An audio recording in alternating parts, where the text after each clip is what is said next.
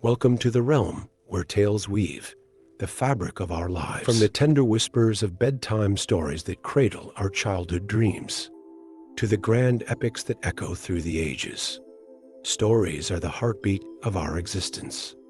They are the invisible threads that connect us, the whispers of love and courage that ignite our spirits. Here, every story is a journey, a dance of words that promises to touch your soul and awaken the dreamer within.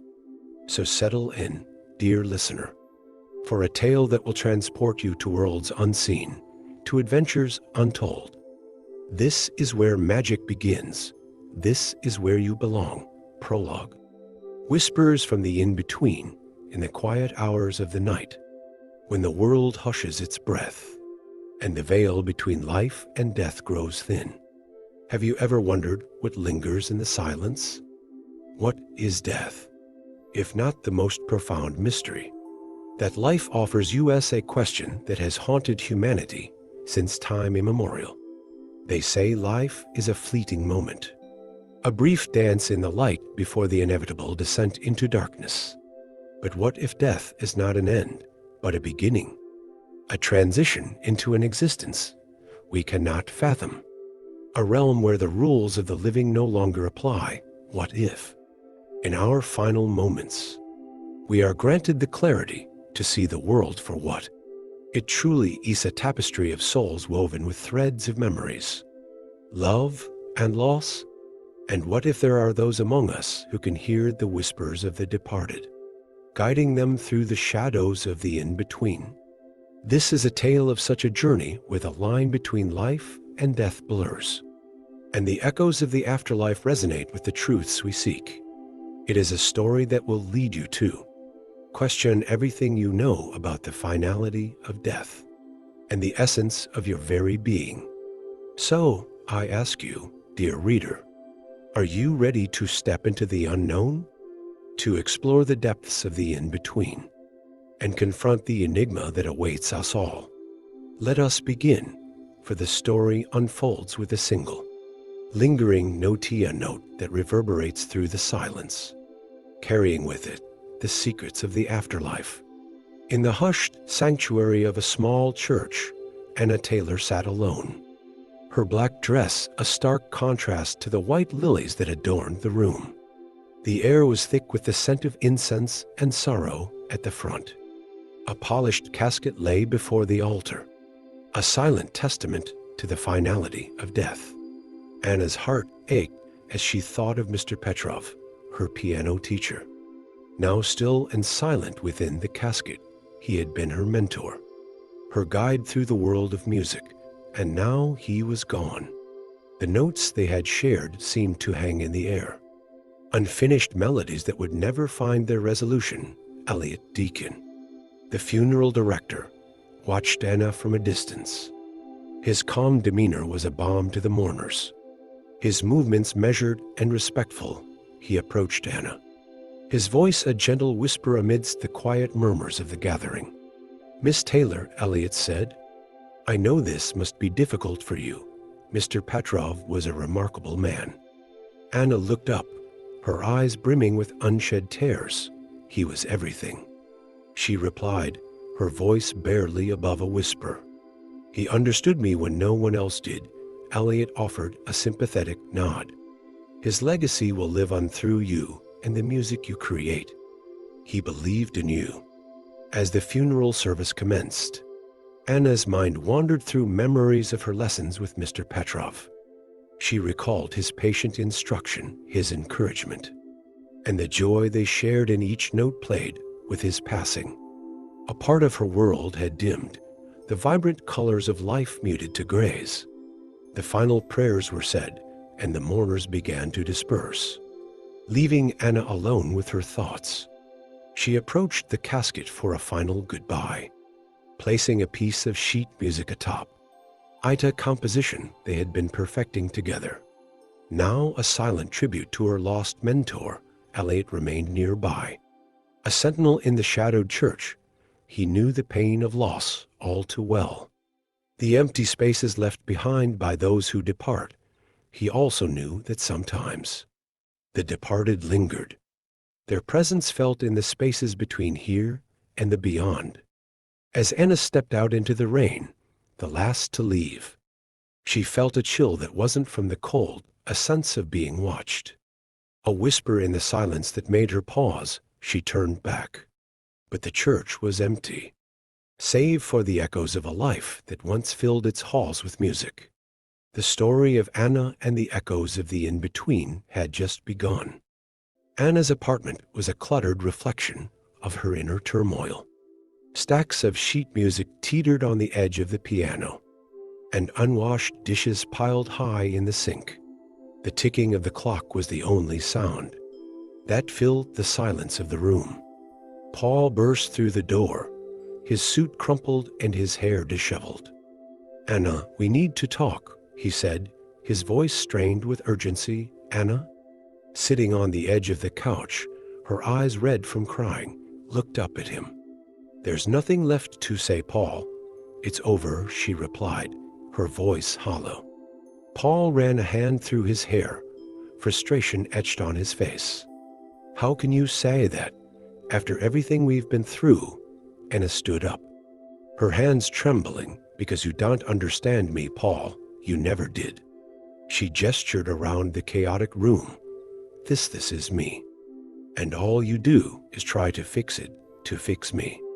Paul took a step forward, his eyes pleading. "I'm not trying to fix you. Anna, I love you. I just want to help." "Help?" Anna laughed bitterly. "By dragging me to those pointless parties? By parading me around like some trophy? That's not fair," Paul protested. "I thought you liked the music, the atmosphere, the music." Anna's voice rose.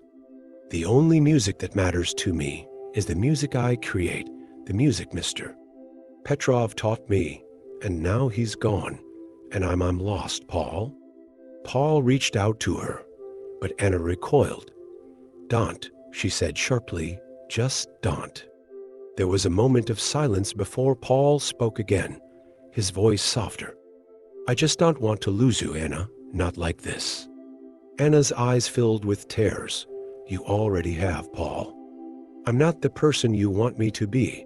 I'm not sure I ever was." With that, Anna grabbed her coat and stormed out into the night, leaving Paul alone amidst the disarray of her life. The door slammed shut behind her, and the sound echoed through the empty apartment outside. The rain poured down, the drops mingling with Anna's tears. As she walked aimlessly through the streets, the city lights blurred into a kaleidoscope of color, each one a reminder of the life she was leaving behind. As she wandered, her mind replayed the argument, the words cutting deeper with each recollection. She didn't know where she was going, but she knew she couldn't stay.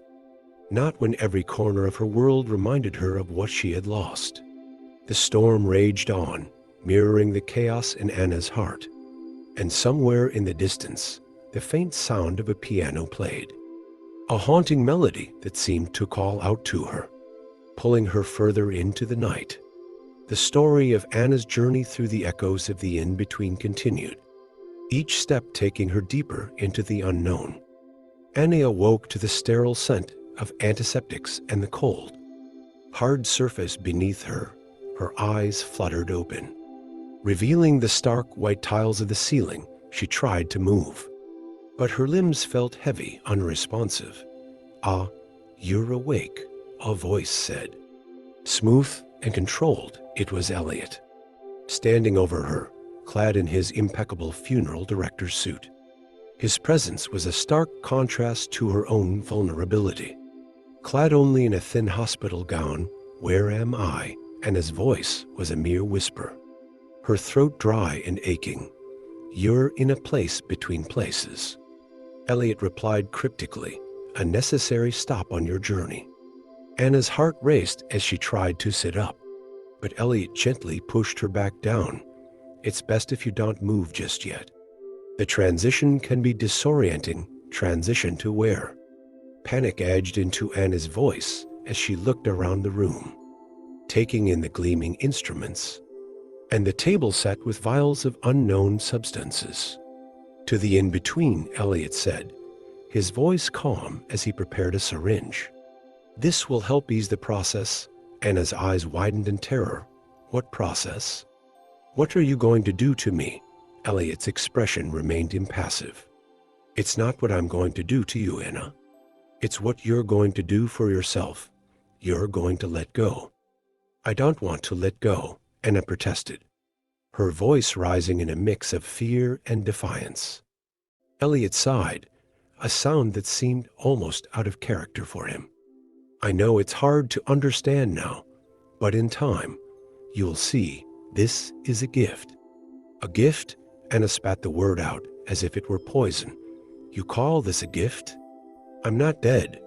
Elliot's eyes met hers, and for a moment, there was a flicker of so-mything sympathy, regret, before it was gone. Not yet. He said softly, but soon he approached with the syringe. And Anna's survival instincts kicked in. She thrashed on the table, trying to escape, but Elliot was too quick, too precise. The needle pierced her skin, and a coldness spread through her veins. As the drug took hold, Anna's struggles ceased, and her vision blurred. The last thing she saw before darkness claimed her was Elliot's face, impassive as ever, watching her descent into the in-between. The room was a canvas of shadows, each corner shrouded in an eerie half-light that seemed to pulse with a life of its own. Anna lay motionless on the antique chaise longue, her skin a stark white against the dark fabric of the dress Elliot had chosen for her. The dress felt like a second skin, cold and foreign. Elliot moved around the room with a grace that belied his profession, his hands deftly arranging items on a silver tray. This is a special concoction, he said, holding up a vial filled with a liquid that shimmered like moonlight. It will help you see. Anna's eyes followed his movements, a mix of fear and fascination. See what? She asked, her voice barely above a whisper. The truth, Elliot replied, his voice a soothing balm. The truth of what lies beyond.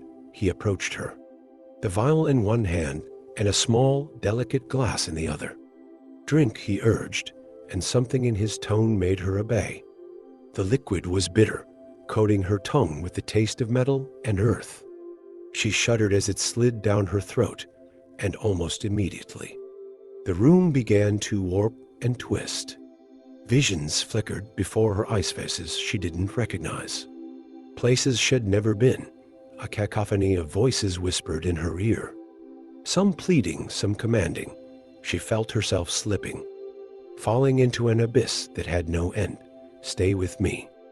Anna Elliot's voice anchored her to the present. You must confront this to move forward. She wanted to scream, to run, but her body was no longer hers to control. She was adrift in a sea of memories that weren't her own, each wave crashing over her with the force of a revelation, and then silence. Anna found herself standing in a garden, the air fragrant with the scent of jasmine and rose. A figure approached her, a woman with kind eyes and a smile that seemed to promise answers. Who are you? Anna asked, her voice echoing in the stillness. I am a guide. The woman replied, I am here to show you the path. The garden faded, and Anna was back in the room, Elliot watching her with an inscrutable expression. What did you see? He asked. Anna shook her head, unable to articulate the emotions that churned within her. I don't know, she said. It was beautiful, but it felt incomplete. Elliot nodded, as if H expected her answer. The journey is not yet over, he said. There is more for you to learn. Paul's footsteps echoed on the pavement as he wandered through the city's heart, the neon lights casting long shadows that seemed to chase him. His eyes were red-rimmed, his suit crumpled, and his mind raced with unanswered questions. Where are you, Anna? He muttered to himself, his voice lost in the cacophony of the city. He stopped outside a coffee shop, the warmth from within fogging up the glass. Inside, life went on. People laughed, sipped their drinks, and shared stories.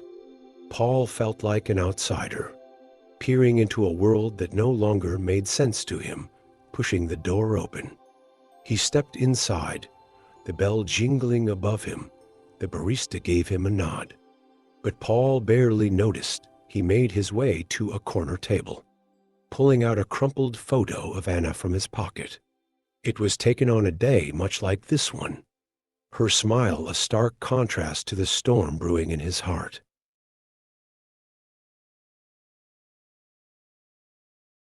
If you enjoyed this video, don't forget to like, share, and subscribe for more positive content like this one. Until next time, stay kind to one another, because that's what true love is all about. A woman at the next table glanced over, her curiosity piqued. "Is that your girlfriend?" she asked, her voice gentle. Paul looked up, his eyes hollow. "She's missing," he replied, the words tasting bitter. The woman's expression softened. "I'm sorry to hear that. The city can be a cruel place." Paul nodded, folding the photo and tucking it away. "I think there's more to it," he said, his voice barely above a whisper. "Something's not right." The woman leaned in, her interest evident. "What do you mean?" He hesitated, then decided to trust this stranger, the funeral director Elliot. "He's hiding something. I can feel it." The woman's eyes widened. "Elliot Deacon? The one from the funeral home on 5th Street? "Yes," Paul confirmed, a shiver running down his spine. "You know him?" She shook her head. "Only by reputation. They say he's a bit unconventional." Paul's fists clenched. "Unconventional is one way to put it. I think he's involved in Anna's disappearance." The woman reached out, placing a hand on his. "Be careful, Paul. People like that can be dangerous." He stood up, determination etched on his face. "I have to find out the truth. For Anna." Leaving the coffee shop, Paul's mind was a whirlwind of fear and resolve. He made his way to the funeral home, the building looming like a specter in the night. The door creaked as he pushed it open, the silence inside suffocating. "Elliot." He called out, his voice echoing through the halls. "I know you're here." Footsteps approached. Slow and deliberate, Elliot appeared from the shadows, his suit immaculate, his expression unreadable. "Paul," he greeted, his voice smooth. "What brings you here at this hour? I want answers." Paul demanded, his eyes burning with intensity. "What have you done with Anna?" Elliot's gaze never wavered. "Anna is where she needs to be. She's safe." "Lies!" Paul shouted, his anger boiling over. "You're keeping her from me." Elliot sighed, a hint of sadness in his eyes. "You don't understand, Paul. Anna is caught between worlds. I'm helping her transition." Paul's heart raced. "Transition to what? Death?" Elliot shook his head. "Not death, Paul. Something beyond." Anna stood in the funeral dress, the fabric cold against her skin.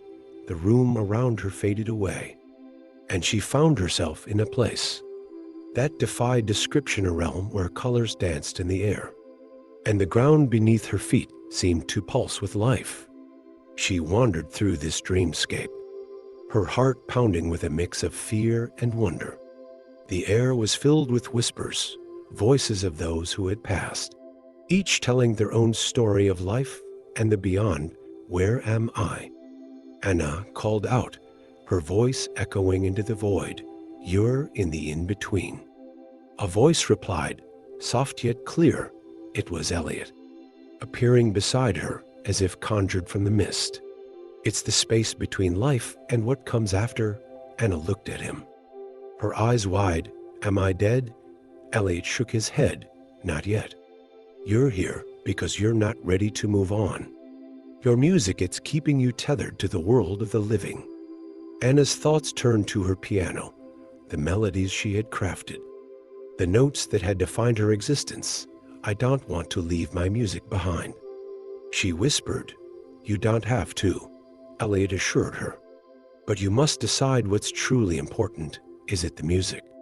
Or is it the people you've touched with your melodies as they spoke? Visions of her life flashed before her first piano recital, the applause, the joy in her students' eyes. Each memory was a note in the symphony of her life, and she realized that her music was more than just sound. It was a connection to the souls of others. I need to go back, Anna said, determination setting in. I have unfinished melodies, unplayed chords. Elliot nodded, his expression unreadable. Then you must be strong. Anna, the journey back is not easy, and there are forces that would keep you here. Anna took a deep breath, the air filling her lungs with the essence of the in-between. I'm ready, she declared. The world around her began to spin, the colors blurring into a whirlwind of light and sound. She felt herself being pulled back, the tug of the living world calling her home. And then, with a gasp, she opened her eyes. Anna's heart raced as she stood in the dimly lit corridor of the funeral home. The air was thick with the scent of lilies and the silence of the dead. She glanced down at her torn dress, a symbol of her resolve to escape the clutches of this place, and the man who claimed to guide souls to the afterlife. She took a deep breath and began to run, her footsteps echoing through the halls. The funeral home transformed into a maze, each turn leading to another corridor indistinguishable from the last. She could hear Elliot's voice in the distance, calm and collected, calling out to her. Anna, you cannot run from what is inevitable, he said. I can and I will, she shouted back, her voice laced with desperation. As she turned a corner, she stumbled upon a room filled with caskets. Her breath hitched at the sight, but she pushed forward, refusing to let fear paralyze her. She could feel Elliot's presence closing in, his footsteps a steady beat against the marble floor. In a moment of clarity, she remembered the small chapel within the funeral home. If she could reach it, she might find a way out. She changed direction, sprinting towards the chapel, her dress catching on the handles of doors as she passed. She burst into the chapel, the stained glass windows casting colorful shadows across the room. There, she saw a door slightly ajar, leading to the outside world. Freedom was within reach, but before she could take another step, Elliot appeared before her, blocking her path. Anna, why do you resist? He asked, his voice soft yet firm. I am only trying to help you. Help me. You're keeping me prisoner. Anna retorted, her eyes searching for another way out. Elliot stepped closer, his hand reaching out to her. The in-between is not a prison, but a passage. You must accept your fate. I don't accept it, Anna cried, dodging past him and making a dash for the door. She felt the cold air rush against her skin as she stepped outside, the rain pouring down, washing away the heaviness that clung to her. She ran without looking back, the funeral home fading into the night behind her in the heart of the city, where the living moved with purpose, and the noise of life drowned out the whispers of the dead. A young boy named Michael walked home from school. His backpack bounced against his shoulders as he hummed a tune, oblivious to the shadows that played at the edges of his vision. As he passed the old funeral home, a place H'd been warned to avoid, he paused. A chill ran down his spine, and he felt the pull of curiosity. He peered through the iron gates, his eyes wide with the innocence of youth. Suddenly, a figure caught his attention, a woman in a dark dress. Her face pale and her eyes filled with fear, she looked out of place. Like a character from one of his mother's old ghost stories, Michael blinked, and she was gone, but the image burned in his mind. He ran the rest of the way home, bursting through the door, breathless and eager to share what H'd seen. Mom, I saw a lady by the funeral home. She looked sad and scared, he exclaimed. His mother, a kind woman with gentle eyes, knelt before him. "Michael, that's just your imagination, but remember, it's not safe to play near there." But Michael couldn't shake the feeling that what he'd seen was real that night. As he lay in bed, the woman's image haunted his dreams. Her presence a silent plea for help. The next day, Michael saw a man, Paul, posting flyers with the woman's face on them. "Missing Anna Taylor," they read. The boy's heart raced as he approached the man.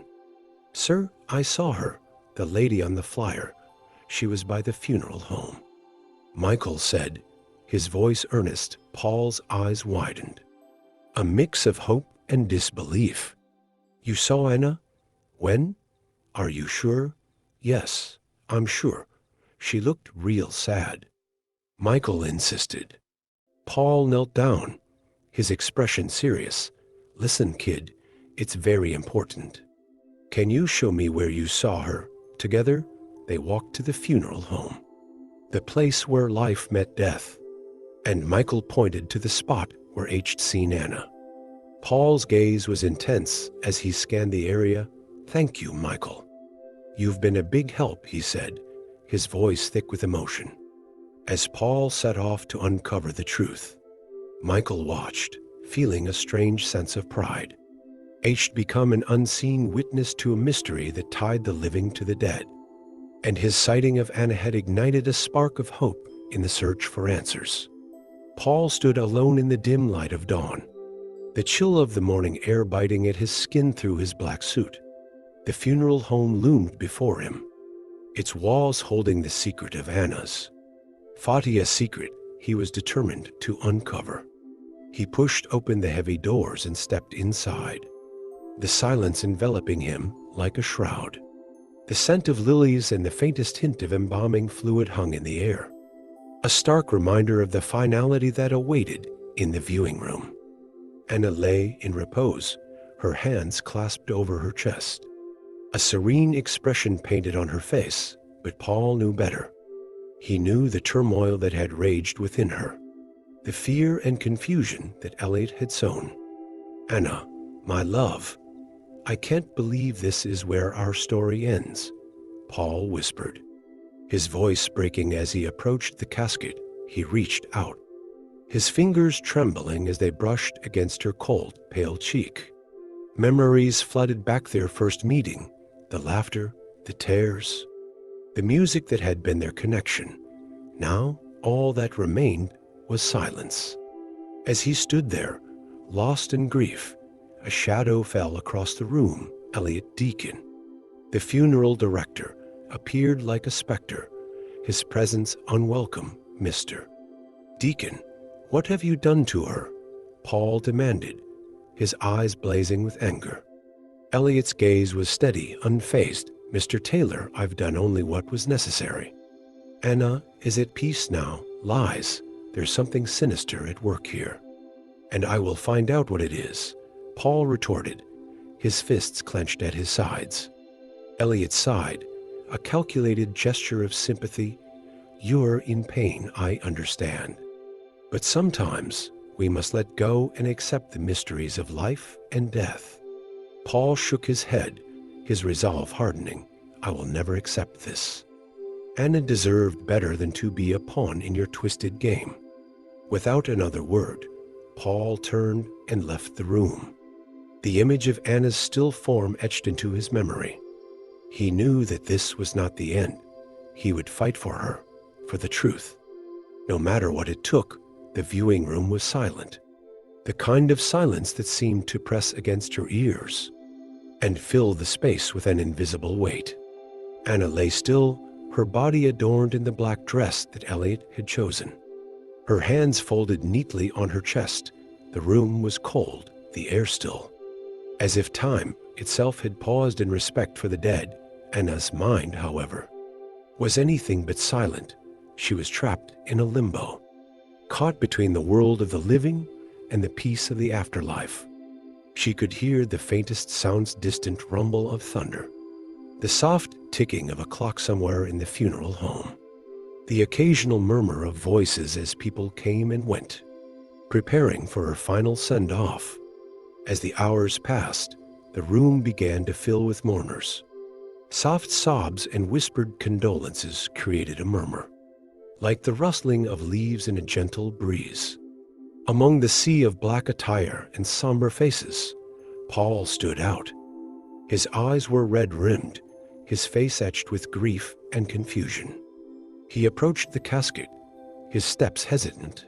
"Anna," he whispered, his voice barely audible, "I can't shake the feeling that you're still here, that this isn't the end." He reached out, his hand hovering over the glass that separated them, and then something miraculous happened. A single breath, a tiny wisp of fog, appeared on the inside of the glass, right where Paul's breath had condensed on the outside. Paul's heart skipped a beat. "Anna," he said, louder this time, his voice tinged with a mix of hope and fear. Elliot, who had been watching from the shadows, stepped forward. "It's just a trick of the light, mister." Taylor, the dead, don't breathe, but Paul wasn't listening. He was focused on the glass, on the fleeting sign of life that had appeared. "No, there's something wrong here. She's still with us. I know it." Elliot's expression darkened. "You need to accept the truth, mister." "Taylor, Anna is gone," but Paul shook his head, his determination renewed. "I will find out what you've done, Elliot. I swear it," as the day turned to night, and the mourners began to leave. Paul remained, watching and waiting for another sign. And as the last person left, and the room fell into darkness, Anna's spirit clung to that sliver of hope, to the love that refused to let her go. The sky wept, its tears mingling with the earth as if nature itself mourned the loss of Anna Taylor. Paul stood alone, a solitary figure against the backdrop of gray tombstones and weeping willows, his black suit blending with the shadows that the early morning light had yet to chase away. The cemetery was silent, save for the soft patter of rain and the distant roll of thunder. Paul's gaze was fixed on the freshly dug grave, the mound of dark soil a stark contrast to the vibrant green around it.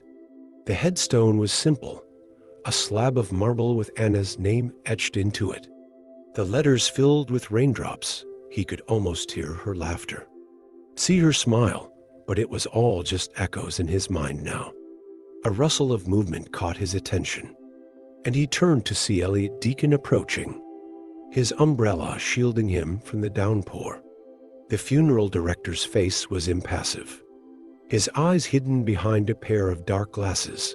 "Mr. Deacon," Paul said, his voice barely above a whisper. "Mr. Taylor," Elliot replied, nodding slightly.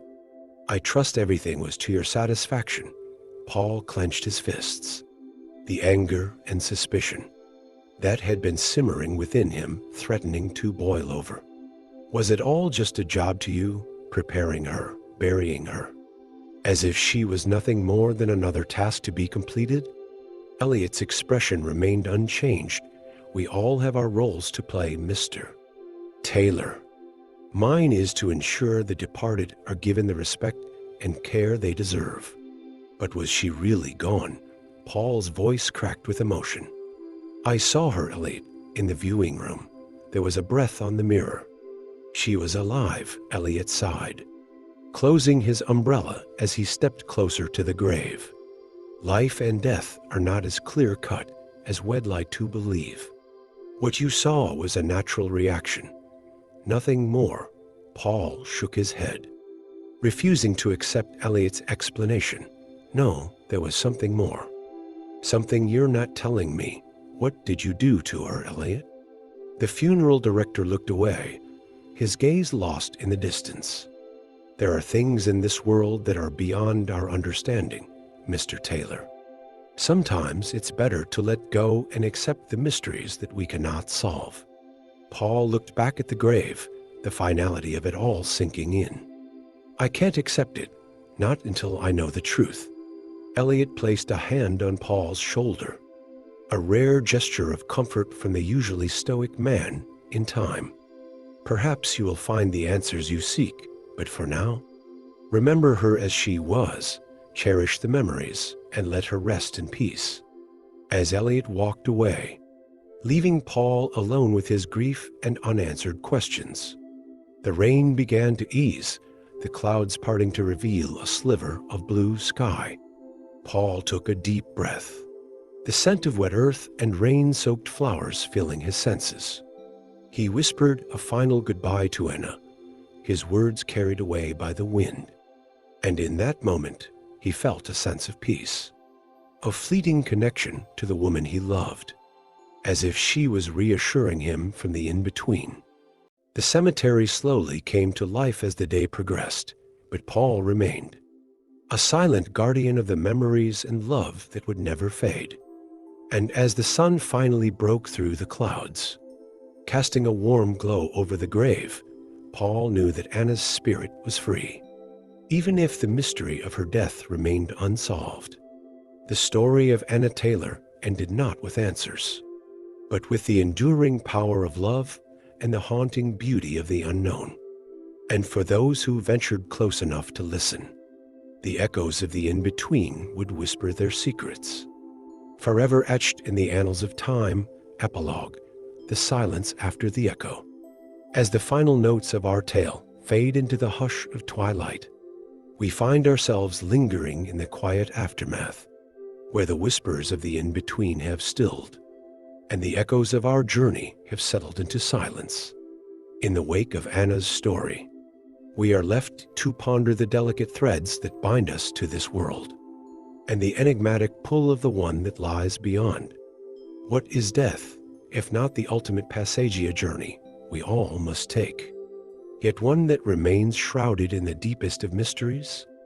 Through the veil of our narrative, we caught glimpses of a truth that is both haunting and beautiful, that in the moments between life and death, there is a space where love endures, memories persist, and the essence of our being continues to resonate, perhaps in the end. Death is not a solitary venture into the unknown, but a shared experience that connects us all. It is the final act of letting go, a surrender to the inevitable cycle. That life itself is a part of a cycle that neither begins nor ends, but simply is. So, as we close the pages of Echoes of the In-Between, let us carry with us the questions that have stirred our souls, and the philosophies that have challenged our understanding. Let us embrace the silence, for it is within this quietude that we may find the answers we seek. And remember, dear reader, that though our story has concluded, the conversation between life and death is eternal. It is a dialogue that we all contribute to, with each breath, each moment, each heartbeat. In the silence after the echo, may you find peace, may you find solace, and may you find the courage to listen to the whispers of your own in-between.